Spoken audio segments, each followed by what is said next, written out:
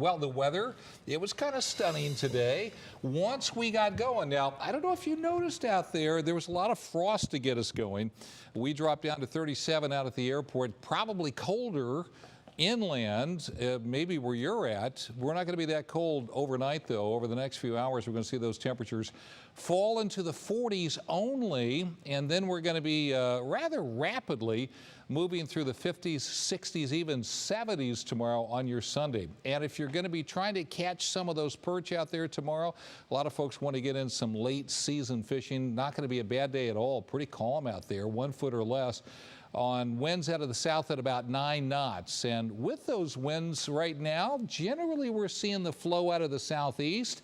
We will continue to see a southerly flow for the next couple of days until about Tuesday morning, and then we'll shift that wind more to a northwesterly direction. And you can see the temperatures out there right now, pretty comfortable considering 40s and 50s across the area. Again, dropping down into the mid-40s for low temperatures before we start to rebound before the sun even gets up tomorrow. It's going to be really just a terrific Sunday. Maybe a sprinkle early on, but it's not going to be a rainy day by any stretch of the imagination. Those temperatures across the eastern half of the United States, you can see even at Bismarck, not too bad at all.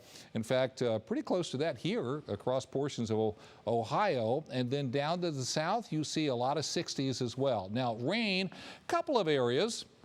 One associated with the frontal system that is kind of very easily very slowly moving on off to the east. It's really not going to do much for the next couple of days. It'll get some reinforcements in terms of cold air, though, again, long about Tuesday. But down to the south, we do have the remnants of what was a tropical storm, Nestor, and it is moving off to the east, northeast at about 25 miles an hour. Still could produce some tornadoes. It's produced at least 3 tornadoes in the last 12 hours and did some damage there across central Florida. But again, it's going to be zipping on out into the Atlantic Ocean in short order.